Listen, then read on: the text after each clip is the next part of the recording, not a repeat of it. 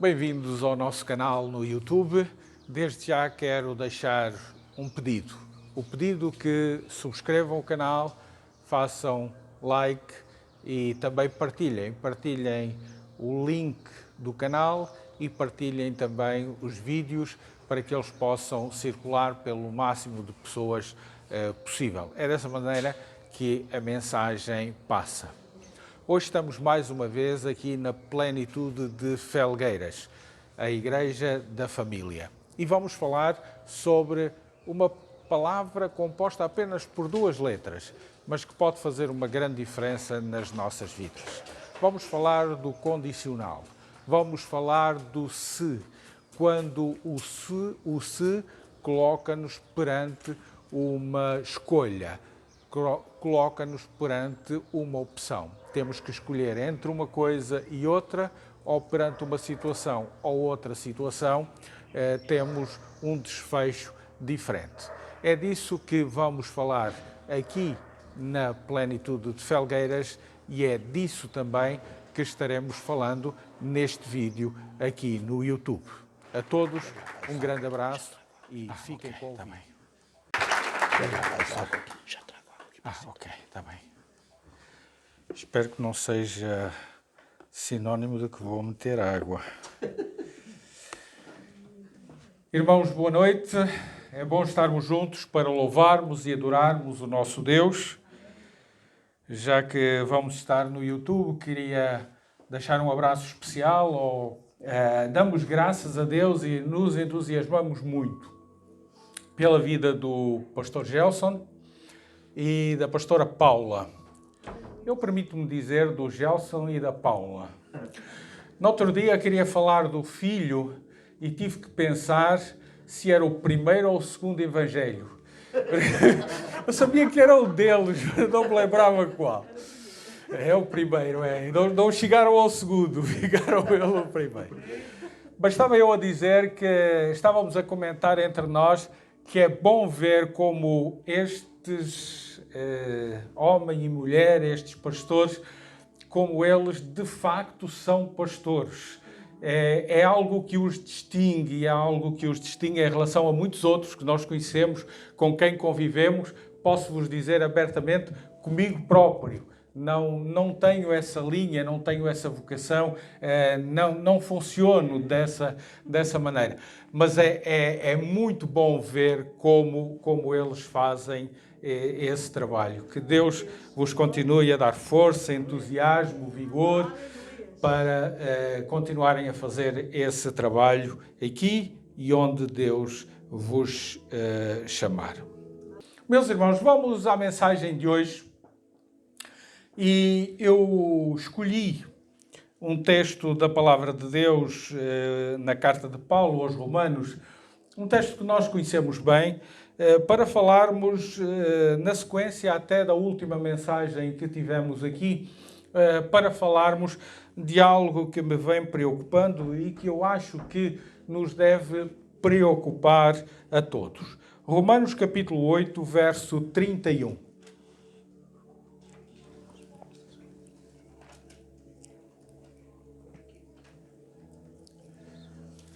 Paulo escreve: que diremos, pois, a estas coisas?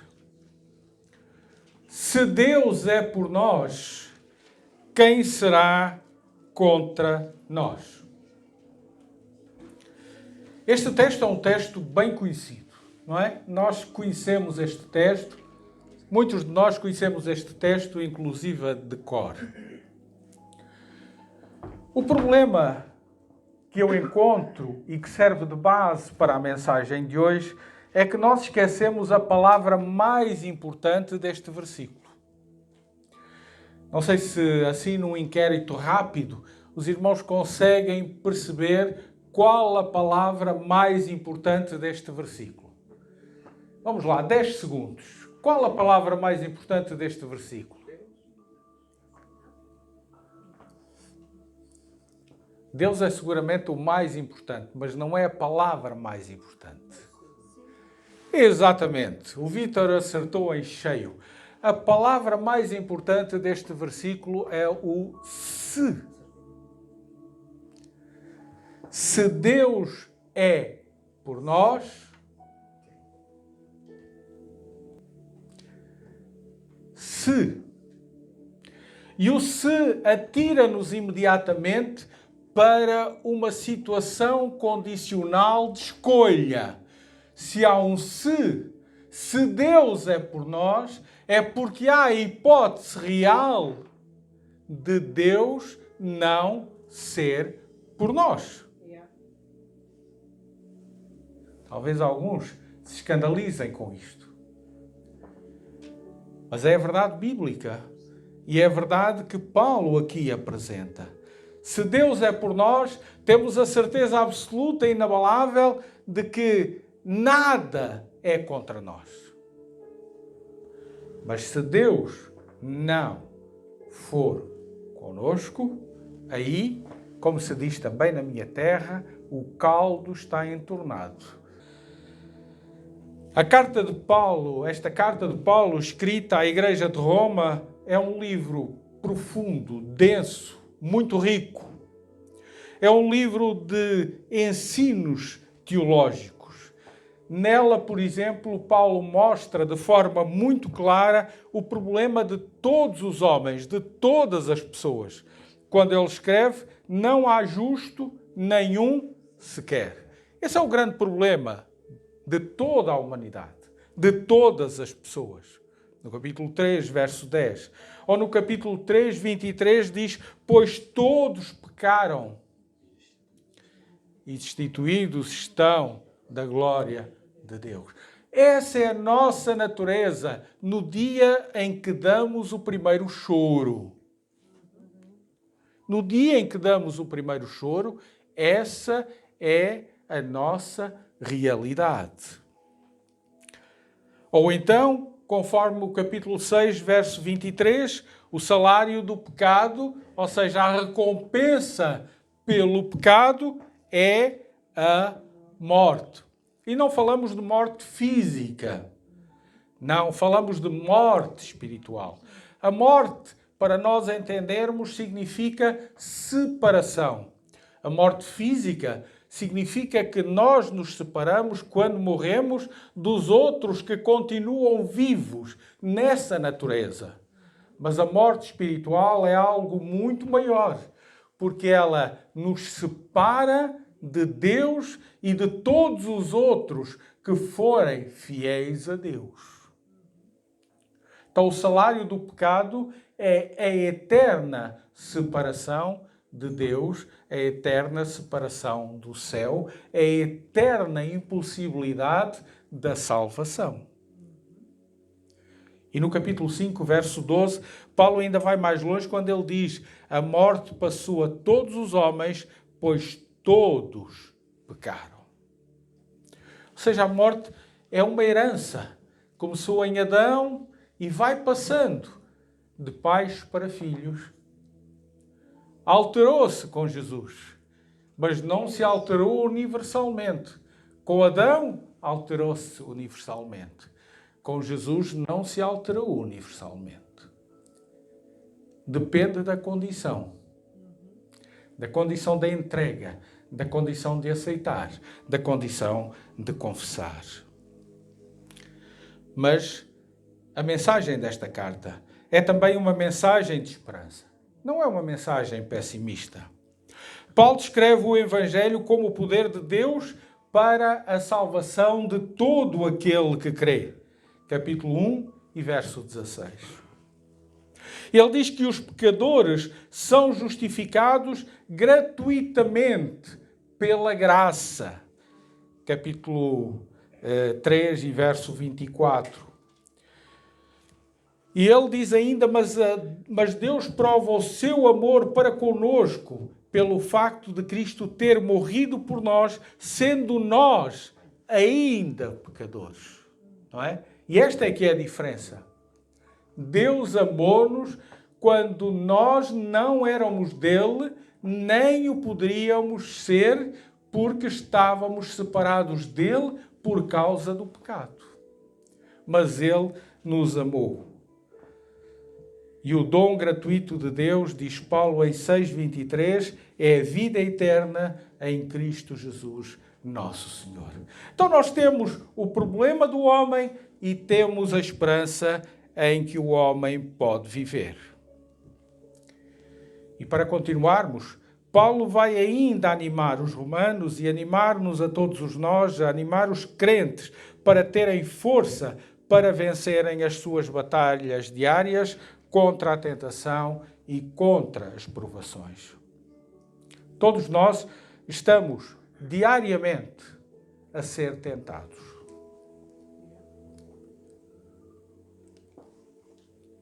Não é Deus que nos tenta.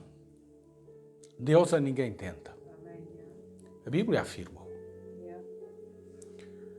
É o diabo que tenta. Tentou inclusive o próprio Jesus. Mas até Jesus foi tentado. Nós somos tentados todos os dias. Nós somos tentados a mentir, nós somos tentados a roubar, nós somos tentados a adulterar, nós somos tentados a falar mal, nós somos tentados a negar o próprio Deus. Não foi isso que Pedro fez? No momento mais marcante da vida e do ministério de Jesus? E também as nossas provações. Porque nós somos provados e nem sempre temos a genica suficiente para vencermos as provações. Ser provado não tem nada de mal. A prova é o teste. E o teste serve para nós passarmos, para nós evoluirmos, para nós crescermos. A aprovação é uma coisa boa. Ou não? Se eu fizer uma prova e tiver 18, é bom. Se eu fizer uma prova e tiver 5, é bom. Só se for no Reino Unido, não é? É de 0 a 5. Ok. Não, no Reino Unido é por letras, não é por números, não é? Acho eu, nem sei. De 1 a 9. De 1 a 9? Ok, pronto. Mas é por letras. É de 1 por 9, mas é letras. Muito bem. Então Paulo fala disto dizendo, capítulo 5, versos 9 e 10, logo muito mais agora, sendo justificados pelo seu sangue, refere-se ao sangue de Jesus, seremos por eles salvos da ira. Muito mais estando já reconciliados, seremos salvos pela sua vida. Meus irmãos, a aprovação traz-nos crescimento. Mas não nos esquecemos da palavra inicial. Se estivermos justificados no sangue de Cristo. Voltando lá atrás, se estivermos reconciliados com Ele através de Jesus. Estava eu a dizer que a palavra Trindade nós não a temos na Bíblia.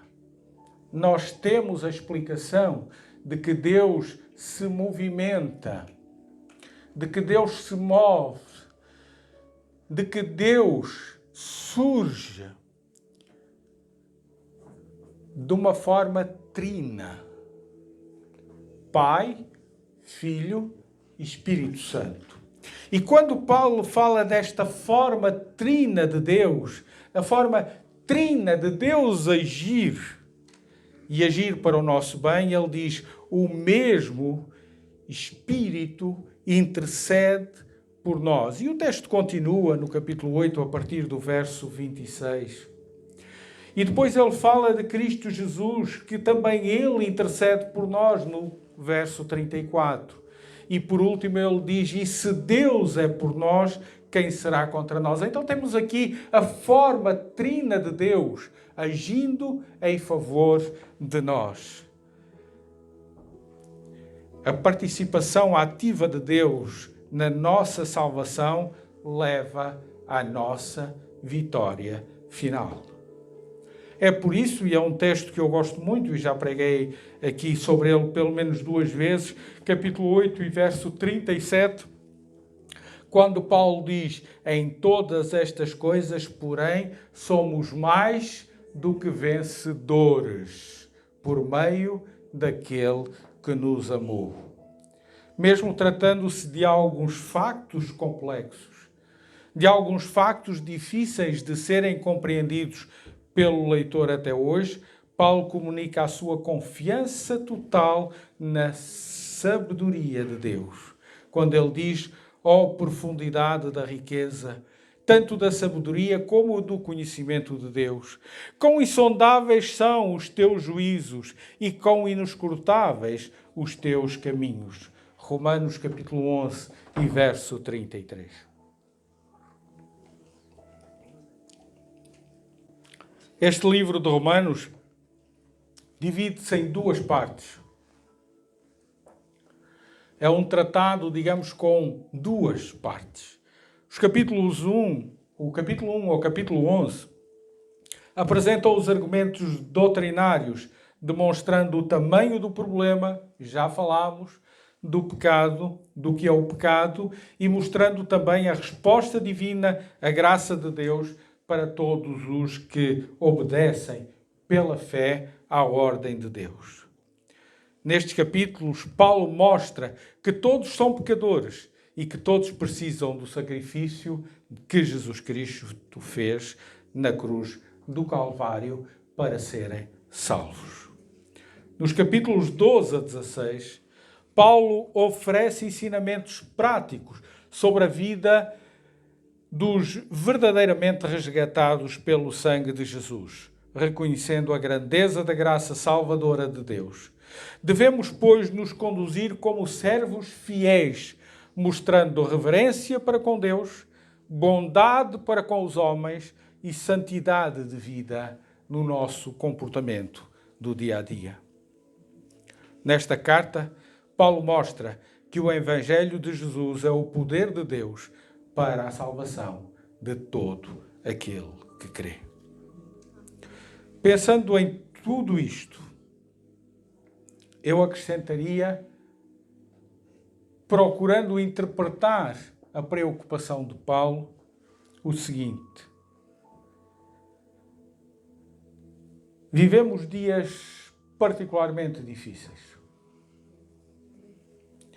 E os dias difíceis que vivemos não são os dias do Covid. Isso não é um problema. É um vírus. Um vírus que trouxe dor já a muita gente, que já trouxe sofrimento a muita gente, que já trouxe momentos muito difíceis e provavelmente vai continuar a trazer ainda a muitos. Mas eu diria que perante os momentos difíceis da nossa vida presente, da nossa sociedade, o Covid é o menor dos problemas. É o menor dos problemas. Nós vivemos dias difíceis na sociedade, vivemos dias difíceis na igreja, e aqui quero entender a igreja de um modo geral, absoluto, a soma de todos os crentes em todos os lugares, com todas as denominações. Um tempo em que a igreja tornou-se vazia, e não foi vazia de pessoas, não foi vazia de pessoas. O momento em que a igreja se tornou sem mensagem, falámos disso da última vez, em que a igreja se tornou sem estudo, sem ética, sem moral e, o pior de tudo, em que a igreja se tornou em algo sem fé e sem transformação de vidas. Esta é a grande dificuldade que vivemos no século XXI. A Bíblia diz em Hebreus capítulo 11, verso 1, em princípio também um texto de Paulo, pelo menos como eu entendo, que a fé é o firme fundamento das coisas que se não veem e a certeza das coisas que se esperam. E a verdade é que nós vivemos uma igreja hoje que vive daquilo que vê e vive daquilo que experimenta. Uma igreja que é profundamente materialista. A vida dos nossos dias é uma vida pautada pelo egoísmo, pelo egocentrismo, pela singela capacidade de vermos tudo em função dos nossos e dos nossos mais profundos e particulares interesses. Nós vemos tudo nos nossos dias em função das nossas verdades, que tantas vezes, à luz da Bíblia, à luz da vontade de Deus, à luz da palavra de Deus, são mentiras. Essa é a dificuldade que nós vivemos hoje. Essa é a realidade que nós encontramos hoje. Nós temos muitas e boas desculpas para sermos assim e para fazermos assim. Mas são desculpas que só nos servem a nós mesmos. Não servem a mais ninguém.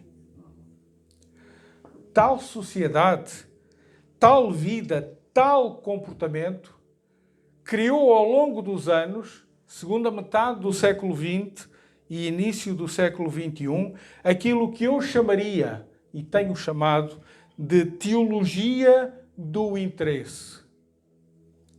Teologia do interesse.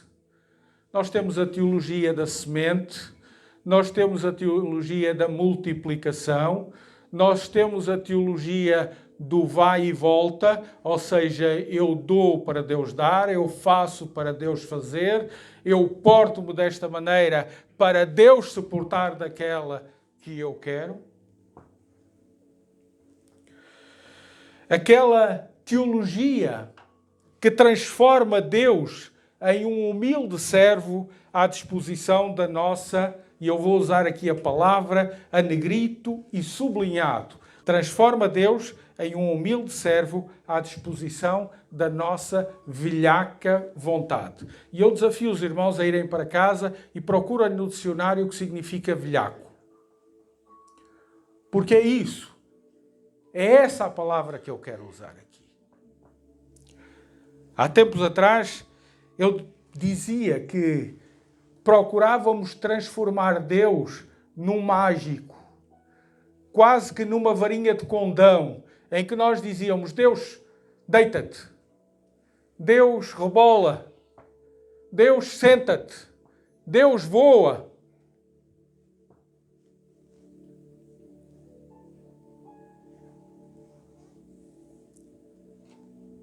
Hoje nós fazemos coisas um bocadinho diferentes. Mas no essencial vai dar exatamente a mesma coisa. Deus faz isto.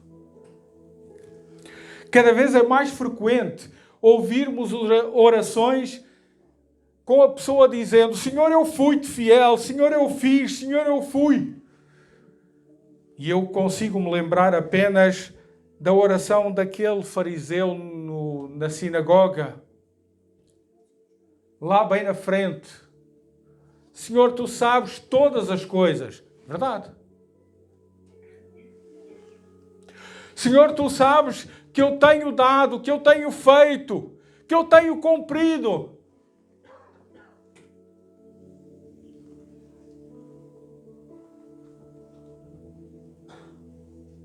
Qual foi o resultado da história? Diz que Deus não teve ouvidos para a oração dele.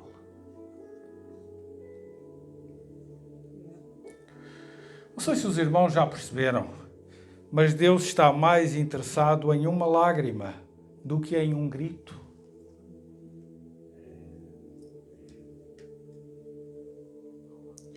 Deus está mais interessado em um gesto do que em uma atitude. E sabem qual é a diferença entre um e outro? É que uma atitude é premeditada. Eu decido que naquela circunstância eu vou fazer daquela maneira. Sabe o que é que acontece? É que nós nos tornamos calculistas. E nós acabamos por não ver o que deliberadamente nós não queremos ver.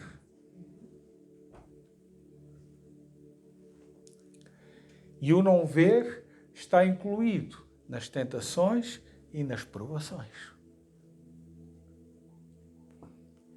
Está incluído nas tentações e nas provações.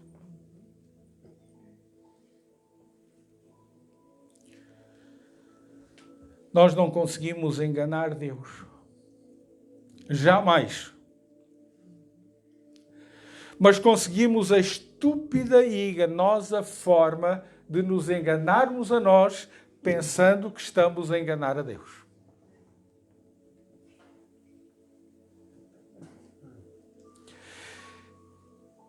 Eu creio que Deus tem um ótimo sentido de humor. E eu imagino tantas vezes Deus rindo, mas rindo com vontade das nossas atitudes aqui na Terra.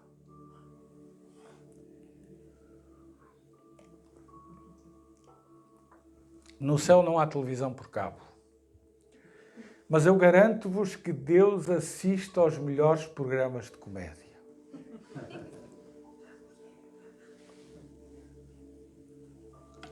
Pensar que podemos condicionar a infinita e absoluta vontade de Deus só pode ser comédia. Só pode ser comédia.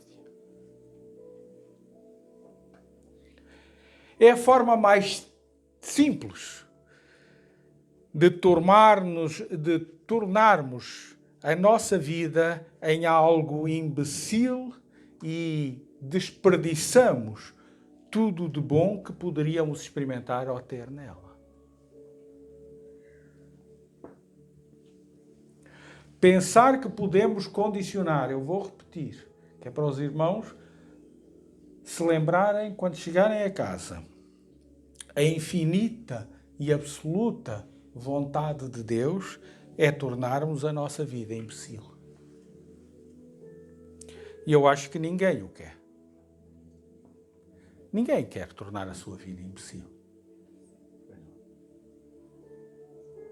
Então, voltando para o texto inicial, voltando para o segredo, voltando para a condição, se temos uma condicional aqui, é porque existem pelo menos duas variáveis como opções no resultado final.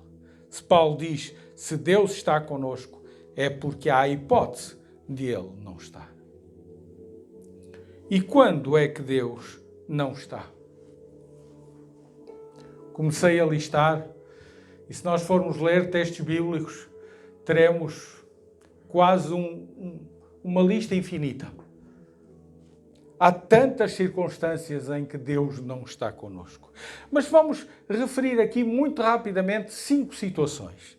A primeira delas, baseando-nos em Josué, capítulo 1 e verso 9, quando Deus diz, não fui eu que te ordenei, não fui eu que te dei a ordem, por que é que estás com medo agora? Sê forte, sê corajoso, não tenhas medo, não desanimes, pois o Senhor estará contigo por onde andares. Aleluia. Quando é que Deus não está conosco? Quando Deus manda e nós não vamos. Quando nos sentimos fracos e impotentes, mesmo tendo à disposição a força e a coragem que nos é dada por Deus. Quando nós temos medo.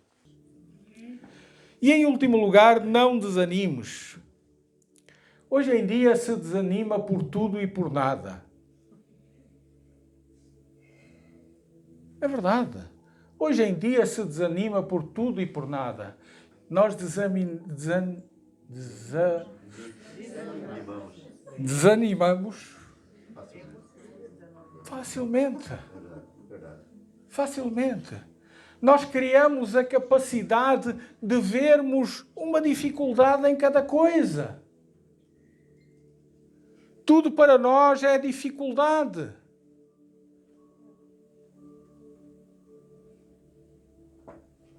Segunda coisa, Deus não está conosco quando nos acontece o que Pedro refere na sua primeira carta, capítulo 5 e verso 7.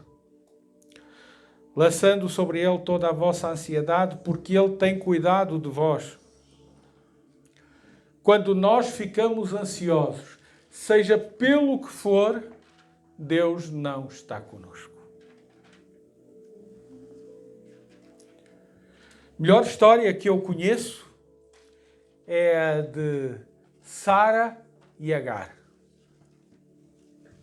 Deus chega ao pé de Abraão e diz: olha, eu vou te dar um filho. Abraão é um jovem. É um jovem, está na flor da idade, tem 86 anos.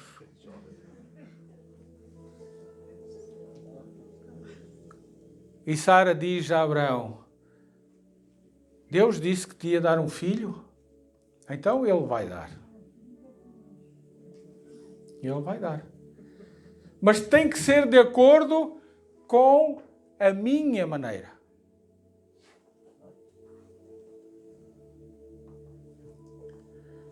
E naquela altura, a maneira era, se a esposa não podia ter filhos, escolhia de entre as servas, de entre as escravas, uma delas, e ela ia ser a barriga e um pouco mais, de aluguer para o filho que passaria a ser o filho da senhora, não o filho da empregada.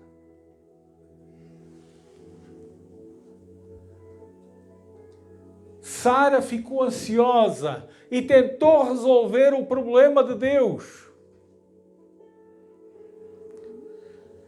O resultado disso, meus irmãos, não tenho tempo para contar a história e os pormenores da história toda, mas o resultado de tudo isso são rockets da faixa de Gaza e mísseis de Israel.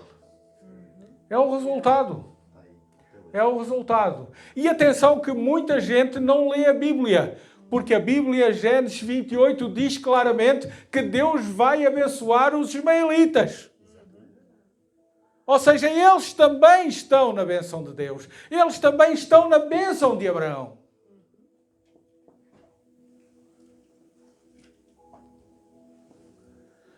Aliás, ele foi salvo por Deus em pleno deserto.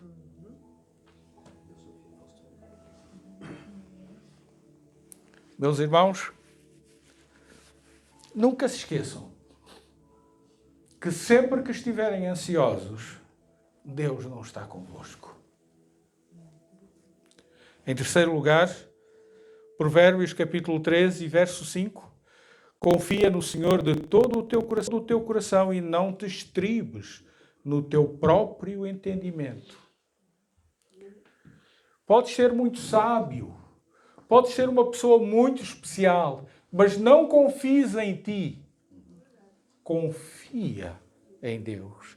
Porque quando tu confias em ti, Deus não está. E se Deus não está, tu estás em perigo.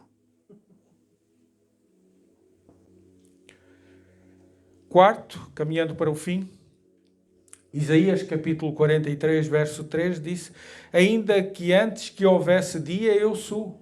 E ninguém há que possa fazer escapar das minhas mãos, agindo eu, quem o impedirá? Quem pode fazer alguma coisa para alterar a vontade de Deus? Eu aqui queria chamar a atenção dos irmãos para algumas interpretações que já ouvi a respeito da viúva, que foi bater à porta do juiz pedindo que julgasse a sua causa. Atenção com a facilidade com que interpretamos esse texto. Deus não muda de ideias pelo facto de eu bater a noite toda.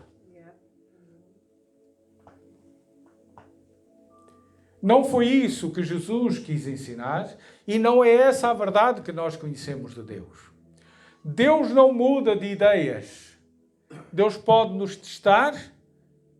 Pode parecer que Deus mudou de ideias, mas o máximo que Deus fez foi, vamos esperar um pouco. No tempo certo, algo acontecerá.